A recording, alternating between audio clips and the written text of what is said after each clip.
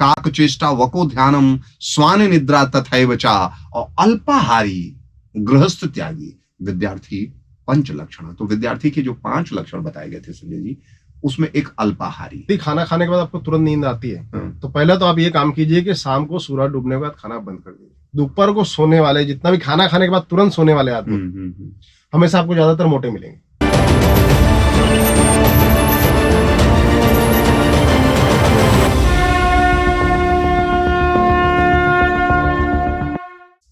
नमस्कार, मैं संजय और मैं प्रदीप। तो शून्य साधना की इस कड़ी में हम चर्चा करने वाले हैं भोजन शास्त्र पे। देखिए, हमारे यहाँ शास्त्रों में भोजन को प्राणदायक माना गया है, ठीक है ना। और अगर हम वेदों की बात करें तो वेदों में कहा भी गया है अन्नम ब्रह्मम, और जो भोजन हमको देता है अन्नपूर्णा जो भी होता है ना, वो अन्नपूर्णा कहलाता है। तो भोजन बड़ी श्रद्धा का विषय है हमारे यहाँ अगर देखा जाए।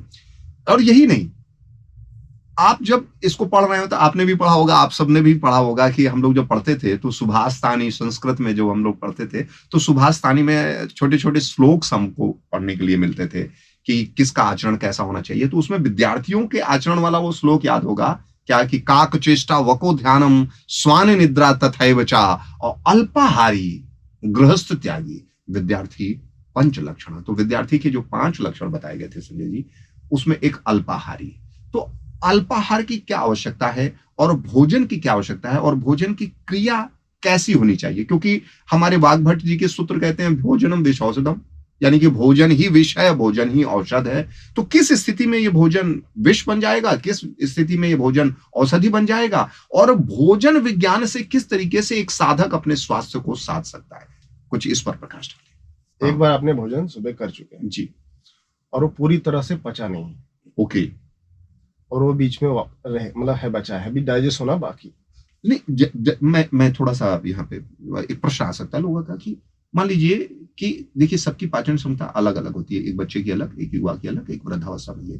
तो किसी का भोजन, वैसे कहा जाता है कि भोजन को पचने में 3 से 4 घंटे लगते हैं, इसलिए 3 से 4 घंटे में कुछ खाना नहीं चाहिए। तो आप इसी से रिलेटेड कुछ इसी से रिलेटेड है। हाँ, लेकिन इसमें क्या होता है कि कभी कभी एक आदमी को 8 घंटे भी नहीं पचते।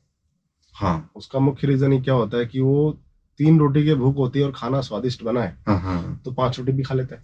देखिए ये होता है, आप साधक हैं तो सतर्क रहिए, सुनिए। हाँ, या मेरे को 2 रोटी से ही पेट भर गया है, उसका लगता है कि एक आज रोटी थोड़ी अच्छी बनी है, भाजी भी अच्छी बनी है, 2 रोटी और खा ली, तो आपने तो 2 टाइम का खाना खा लिया है, तो दोपहर को क्यों खाना है आपको?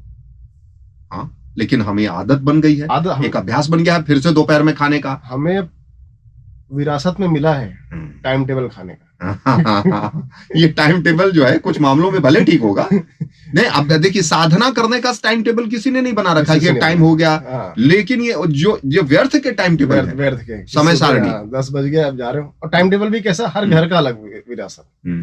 आपकी 9 बजे की ड्यूटी है, आप सुबह 6 बजे उठते हो, 7 बजे तक रेडी होते हो, जबरदस्ती खा के निकाल दिया जाता है। मेरा 12 बजे का ड्यूटी है जी, तो मैं उठता ही हूँ 8 बजे। कहाँ से टाइम टेबल मैच हो रहा है, समझ रहे हो आप? एग्जैक्टली। तो मैं उठा हूँ 8-9 बजे, नहा के 11 बजे तक निकलता हूँ, तो 11 बजे मेरा नाश्ता हो रहा है। तो टाइम टेबल भी सब पे लागू एक ऐसा नहीं हो रहा है। हाँ, लेकिन उसके बाद का जो टाइम टेबल है वो ऑलमोस्ट सब पे सेम लागू होता है। देखिए, दोपहर को 1 से 2 बजे का बीच का लंच का टाइम, यदि मैंने 11 बजे खाना खाया तो मेरे को 1 से 2 बजे का कैसे लंच टाइम फिट हो सकता है? आपने सुबह 8 बजे खाया तो आपको फिट होता है, क्योंकि 4 घंटे डाइजेस्ट होने में जाते हैं, 4-5 घंटे के आसपास, और आपने सीमित मात्रा में खाना लिया है जी। या सुबह का भरपेट खा सकते हैं, लेकिन उसके फिर जब दोपहर को खाया जाता है तो हाफ या उतनी खाना है कि जितना अपने को डाइजेस्ट करने की क्षमता बची है, या जितना पेट खाली हुआ है। लेकिन हम क्या करते हैं, दोपहर को भी भरपेट खा लेते हैं कभी कभी। और विष के बारे में जो आपने कहा है, वाघभट जी ने कहा है, तो विष इस कारण कहा है कि जब भी आप खाना खाते हो भरपेट जी, और आपको नींद आने लगे, सुस्ती आने लगे, वो तो लगभग सबको आती है क्या? तो सबको नहीं आती है। अच्छा, वो सिर्फ उसी को आती है जिसका खाना डाइजेस्ट नहीं होता है और बीमारी की ओर वो बढ़ चुका है, और वो अपनी क्षमता के अनुसार से के अनुपात से ज्यादा खा रहा है।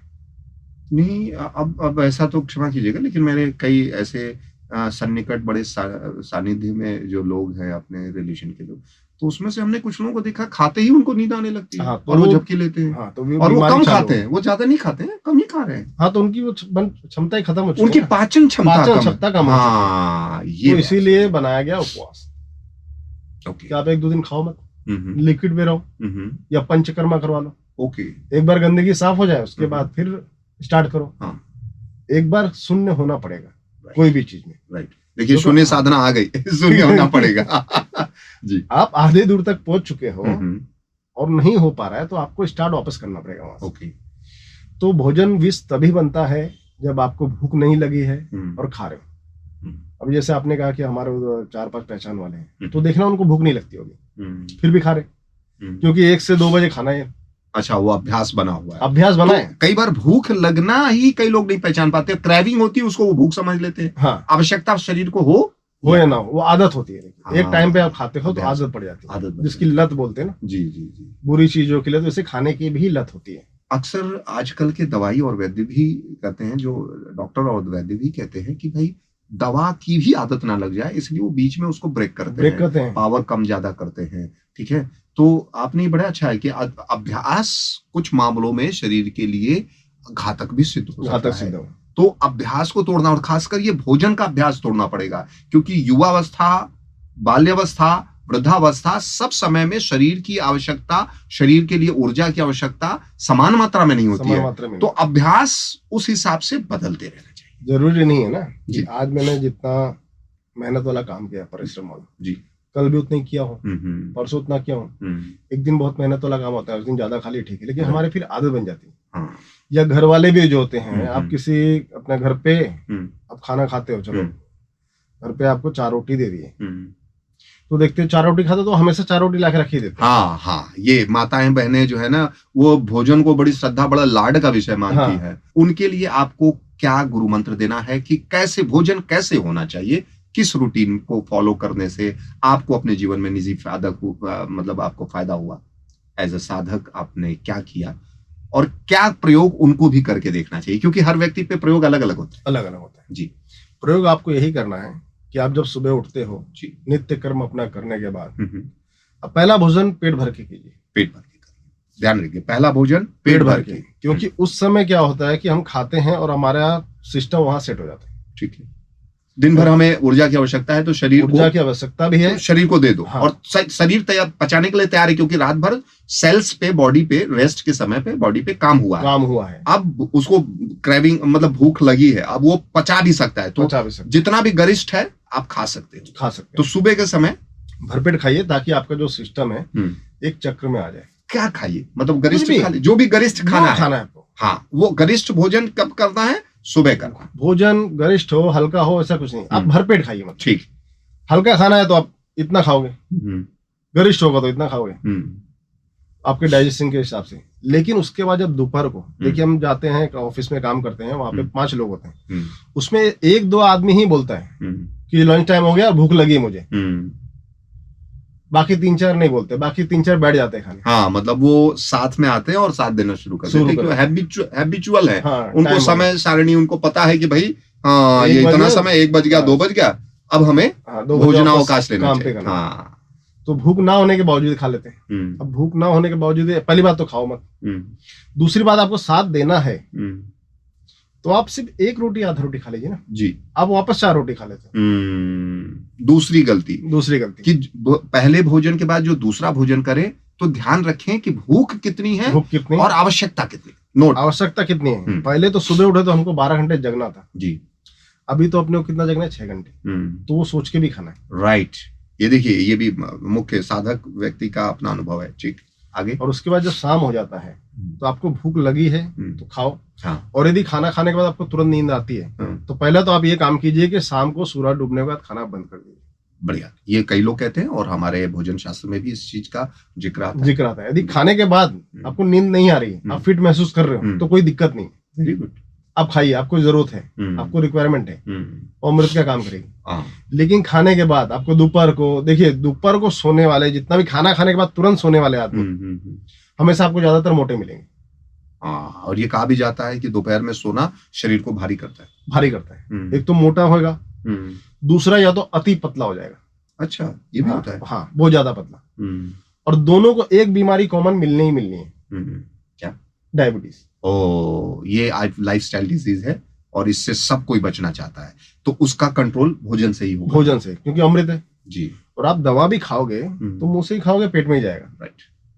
तो दवा की जगह खाने से आप करो ना, जिस चीज से बीमारी हुई है। बोलते हैं ना, लोहा ही लोहे को काटता है। वाह, क्या बात है, क्या सूत्र है, लोहा लोहे को काटता है।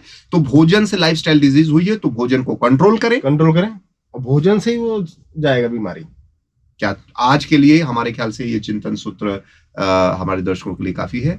और देखिए, ये समस्या लगभग सबको एक उम्र के बाद आती है। हाँ, तो सबको या तो फेस स्वयं कर रहा है या तो उसके परिवार में किसी न किसी कर रहा है। तो देखिए, हम दूसरे का उत्तरदायित्व तो नहीं ले सकते हैं। हम तो इस चिंतन सूत्र के माध्यम से आशा करते हैं कि हर कोई अपना दायित्व ले ले, हर कोई स्वस्थ रहे, ठीक है ना।